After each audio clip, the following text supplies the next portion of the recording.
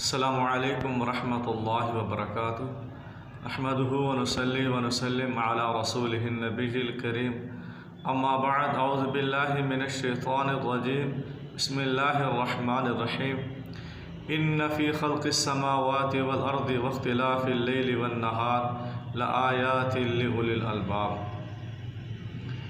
جاوید اختر صاحب یہ وہ شخصیت ہیں جو خدا کے وجود کا انکار کرتے ہیں، اللہ تبارک و تعالیٰ کو وہ نہیں مانتے۔ کیا اس نظریے کو عقل تسلیم کرتا ہے؟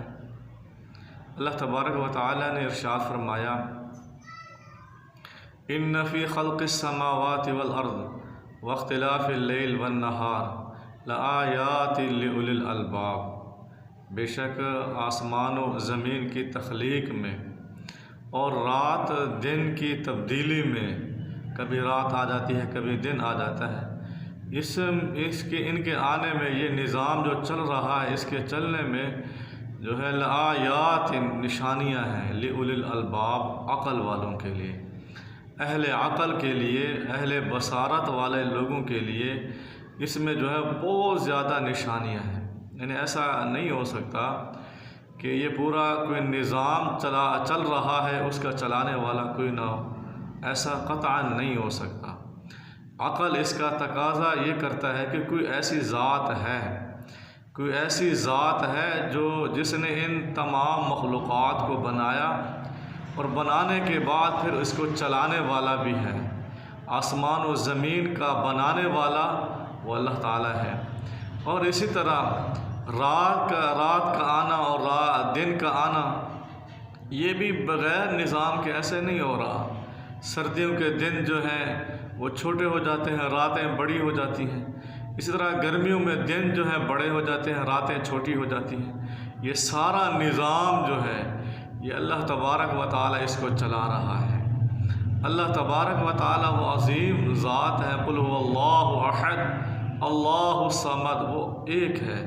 اللہ الصمد، وہ کسی کا محتاج نہیں، پوری کائنات اس کے محتاج ہے۔ لم یلد ولم یولد، اس کو کسی نے نہیں جنا۔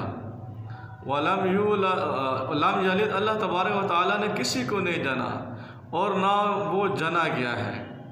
اللہ تعالیٰ کے کوئی برابر نہیں ہے۔ پوری کائنات جو ہے اللہ تبارک و تعالیٰ اس کا خالق ہے، مالک ہے اور مدبر بھی ہے، اس کو چلانے والا بھی ہے۔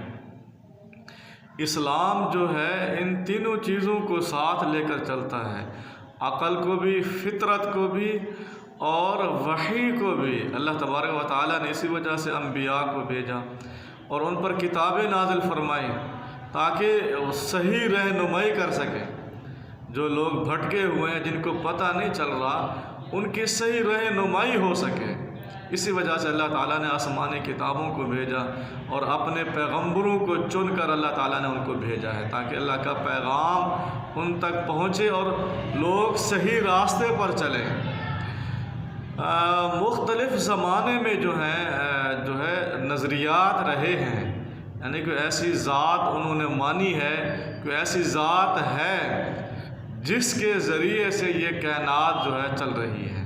بعض لوگوں نے ماں کو جو ہے خدا کا درجہ دیا، کیونکہ انسان جو ہے جب دنیا میں آتا ہے تو ماں کے ذریعے سے آتا ہے، اسی وجہ سے انہوں نے ماں کو جو ہے خدا کا رتبہ دیا۔ بعض زمانے میں جو ہے سورج کو جو ہے خدا مانا گیا، اللہ تعالیٰ کا اس کو درجہ دیا گیا، کیونکہ اکثر جو ہے چیزیں جو ہیں ان کا تعلق جو ہے سورج کی تپش اور سورج کی روشنی کے ساتھ ہے، بڑا ایک گہرا تعلق ہے۔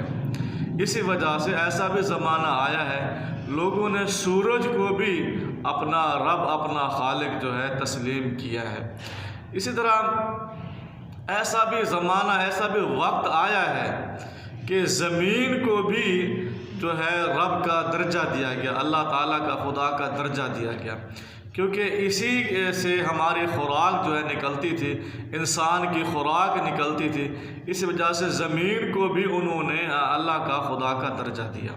لیکن جو صحیح جو ہے صحیح پیغام جو تھا وہ انبیاء کا پیغام اور اللہ تعالیٰ کا قرآن جو ہے یا اللہ تعالیٰ کی جو آسمانی کتابیں جو وحی ہے وہ صحیح کیا ہے تصور عطا فرماتا تھا کہ اللہ تبارک وہ ہے جو ان تمام چیزوں کا خالق ہے، ساری چیزوں کا پیدا کرنے والا ہے، اور اس کو کسی نے پیدا نہیں کیا ہے۔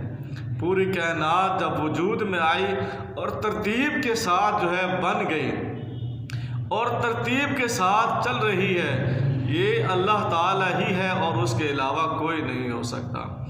تو ہمیں چاہیے ہم اپنے آپ کو اور دوسرے جو مسلمان بھائی ہیں اور دوسرے جو غیر مسلم ہیں ان کو جو ہے ان کی اصلاح کریں، ان کو نظریہ توحید جو ہے سمجھائیں۔